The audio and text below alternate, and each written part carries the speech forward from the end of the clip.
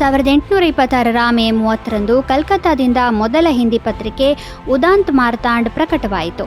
ಆದ್ದರಿಂದ ಈ ದಿನವನ್ನು ಹಿಂದಿ ಪತ್ರಿಕೋದ್ಯಮ ದಿನವನ್ನಾಗಿ ಆಚರಿಸಲಾಗುತ್ತದೆ. ಪಂಡಿತ್ ಜುಗಲ್ ಕಿಶೋರ್ ಶುಕ್ಲಾ ಅವರು ಇದನ್ನು ಕಲ್ಕತ್ತಾದಿಂದ ವಾರಪತ್ರಿಕೆಯಾಗಿ ಪ್ರಾರಂಭಿಸಿದ್ದರು. ಅವರೇ ಅದರ ಪ್ರಕಾಶಕರು ಮತ್ತು ಸಂಪಾದಕರಾಗಿದ್ದರು. ಈ ಉದಾಂತ್ ಮಾರ್ತಾಂಡ ಪತ್ರಿಕೆ ಪ್ರತಿ ಮಂಗಳವಾರ ಓದುಗರನ್ನು ತಲುಪುತ್ತಿತ್ತು. ಅದರ ಮೊದಲ ಸಂಚಿಕೆಯಲ್ಲಿ 500 ಪ್ರತಿಗಳನ್ನು ಮುದ್ರಿಸಲಾಗಿತ್ತು. ಈಸ್ಟ್ ಇಂಡಿಯಾ ಕಂಪನಿಯ ದಮನಕಾರಿ ನೀತಿಗಳ ವಿರುದ್ಧ ಉದಾಂತ್ ಮಾರ್ತಾಂಡದಲ್ಲಿ ಲೇಖನಗಳು ಪ್ರಕಟವಾದವು. ಇದರಿಂದಾಗಿ ಅದರ ಪ್ರಕಟಣೆಗೆ ಹಲವು ರೀತಿಯ ಅಡೆತಡೆಗಳು ಬರಲಾರಂಭಿಸಿದವು. ಹಿಂದಿ ಭಾಷೆಯಲ್ಲಿದ್ದ ಕಾರಣ ಕಲ್ಕತ್ತಾದಲ್ಲಿ ಅದರ ಓದುಗರ ಸಂಖ್ಯೆ ಕಡಿಮೆ ಇದ್ದುದರಿಂದ ಅಂಚೆ ಮೂಲಕ ಬೇರೆ ರಾಜ್ಯಗಳಿಗೆ ಕಳುಹಿಸಬೇಕಾಯಿತು. ಈ ಪ್ರಕ್ರಿಯೆಯು ಸಾಕಷ್ಟು ದುಬಾರಿಯಾಗಿ ಪರಿಣಮಿಸಿತು. ಅದರ ನಂತರ ಜುಗಲ್ ಕಿಶೋರ್ ಬ್ರಿಟಿಷ್ ಸರ್ಕಾರಕ್ಕೆ ಅಂಚೆ ದರದಲ್ಲಿ ಸ್ವಲ್ಪ ರಿಯಾಯಿತಿ ನೀಡುವಂತೆ ವಿನಂತಿಸಿದರು. ಆದರೆ ಬ್ರಿಟಿಷ್ ಸರ್ಕಾರ ಅದಕ್ಕೆ ಒಪ್ಪಲಿಲ್ಲ. ಅಂತಿಮವಾಗಿ 1827 ಡಿಸೆಂಬರ್ 19ರಂದು ಕೇವಲ 19 ತಿಂಗಳ ನಂತರ ಉದಾಂತ್ ಮಾರ್ತಾಂಡ ಪತ್ರಿಕೆಯನ್ನು ನಿಲ್ಲಿಸಬೇಕಾಯಿತು. 1987 ಮೇ 30ರಂದು ಗೋವಾ ಭಾರತದ 25ನೇ ರಾಜ್ಯವಾಯಿತು. ಈ ದಿನವನ್ನು ಗೋವಾ ಸಂಸ್ಥಾಪನಾ ದಿನವನ್ನಾಗಿ ಆಚರಿಸಲಾಗುತ್ತದೆ. ಗೋವಾವನ್ನು ಹಲವು ವರ್ಷಗಳ ಕಾಲ ಪೋರ್ಚುಗೀಸರು ಆಳಿದರು.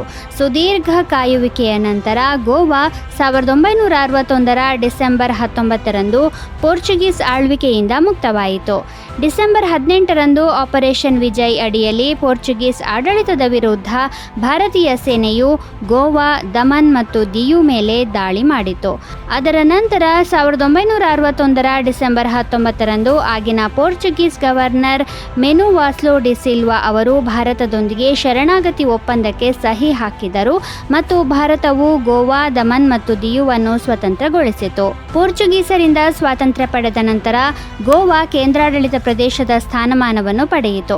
ಇದನ್ನು 1987 ಮೇ 30ರಂದು ಬದಲಾಯಿಸಲಾಯಿತು ಮತ್ತು ಇದು ಸ್ವತಂತ್ರ ಪ್ರದೇಶದ ಸ್ಥಾನಮಾನವನ್ನು ಪಡೆಯಿತು. ಗೋವಾವನ್ನು ಭಾರತದ 25ನೇ ರಾಜ್ಯವನ್ನಾಗಿ ಮಾಡಲಾಯಿತು. ದಮನ್ ಮತ್ತು ದಿಯು ಕೇಂದ್ರಾಡಳಿತ ಪ್ರದೇಶಗಳಾಗಿ ಉಳಿದವು.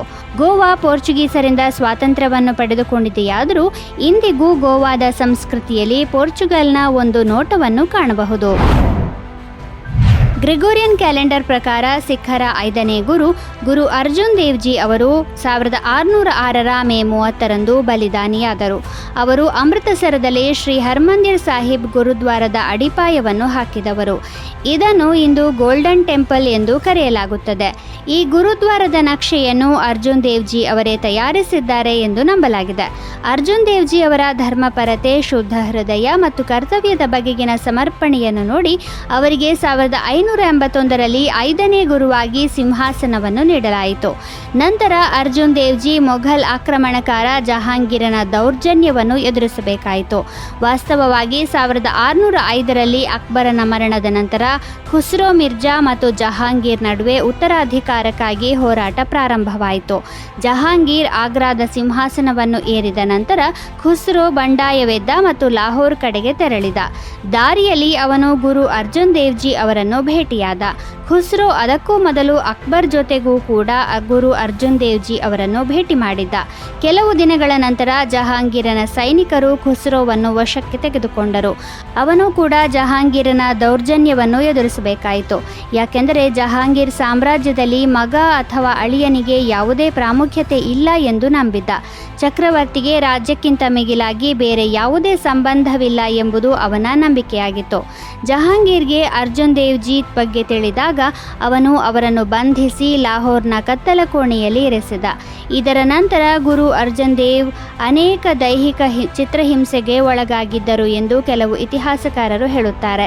ಅವರನ್ನು ಬಿಸಿ ಬಾಣಲೆಯಲ್ಲಿ ಕುಳಿತುಕೊಳ್ಳುವಂತೆ ಮಾಡಲಾಯಿತು ಮತ್ತು ಬಿಸಿ ಮರಳಿನಿಂದ ಸ್ನಾನ ಮಾಡಿಸಲಾಗಿತ್ತು.